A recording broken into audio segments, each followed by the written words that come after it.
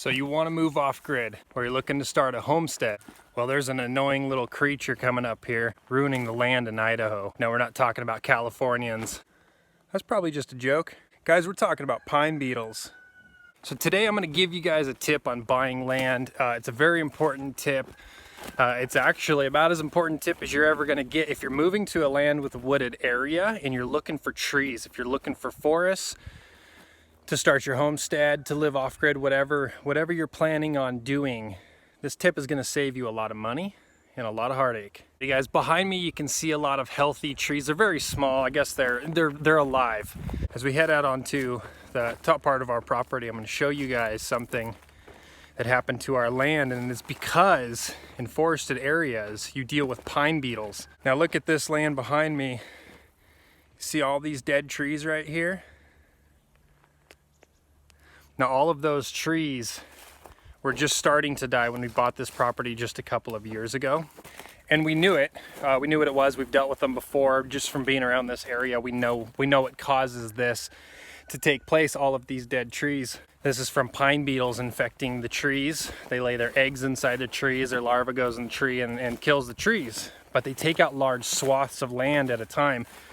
They multiply and they're extremely hard to stop. About the only way to stop them is to burn the area and hope you get ahead of them. As we're looking at the top part of our property where the beetles had originated, it was the only part that was dead in this area. And what happens is they go after the pine. They get in the pine trees and they kill off the pine. But it was isolated to this area in the first year, and now they have jumped. Walk down our neat little forest trail here. They've jumped. You can see up there, you can see where the red trees were coming into. Anywhere you see those red needles, guys, that's a dead tree. These are all dead trees, and they're not going to come back. They don't need more water. These guys are completely dead. The bark is falling off of them. The needles are falling. They just shrivel up and die.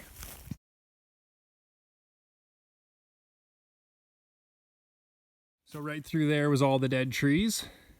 The beetles jumped into these trees. Now this stuff was all alive last year. It was not dead. It was not dead trees, and now it's gone that way and back there into that forest. And it's spreading a little bit that way. You can see a dead tree back there as well. Now here's the issue with pine beetles is by the time you see the tree is dead, when you see that stuff, they've already jumped and are into the next set of trees. So you don't see where they're at, which means you got to think ahead of them and get ahead of them. And what you have to do is cut down the area and burn it. If you cut down the area and leave like a slash pile, those beetles will jump from the slash pile and just get into your new trees. So why is this important? This is important for a couple of reasons, guys. One is your land value. When you buy timbered property, you're generally buying the value of the timber on the land, as well as location and other assets that might be on the land.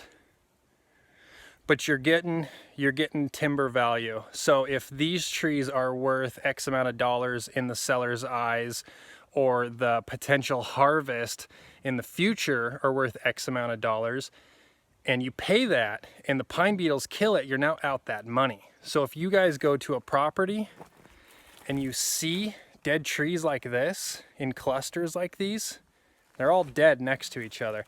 This happens in pines. They'll jump past the firs, they jump past the larch, they kill the pine. But if you see this stuff, don't get duped into paying land value or timber value, future value of that timber.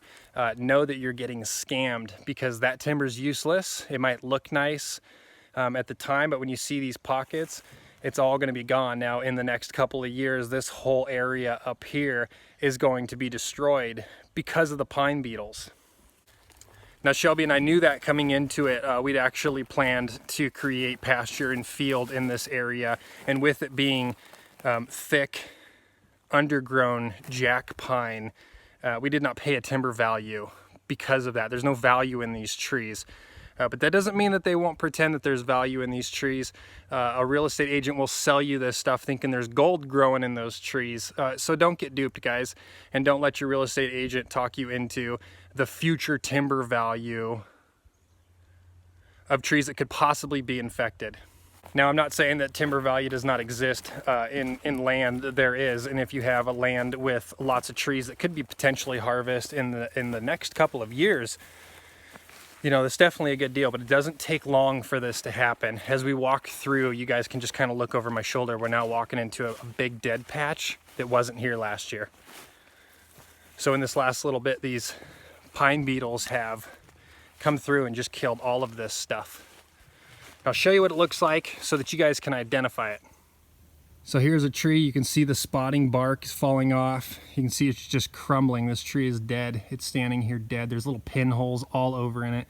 When you chop this stuff up, you actually will get the worms as you're splitting for firewood and stuff. The little worm larvae will fall off. Pretty gross looking. But the chickens all hang out with me when I do wood chopping because they know that there's gonna be plenty of worms while I'm working. Well, that is what I've got for you today on pine beetles. Just to kind of give you guys a heads up, I know a lot of people are moving from out of town to these areas. If you're coming from the city to the country, this is probably not something that you thought about, thinking of tiny little beetles killing your trees. And it's very common in a lot of these areas, especially up here. You'll see areas just destroyed by it. And generally what they try to do in large land management is they burn it out.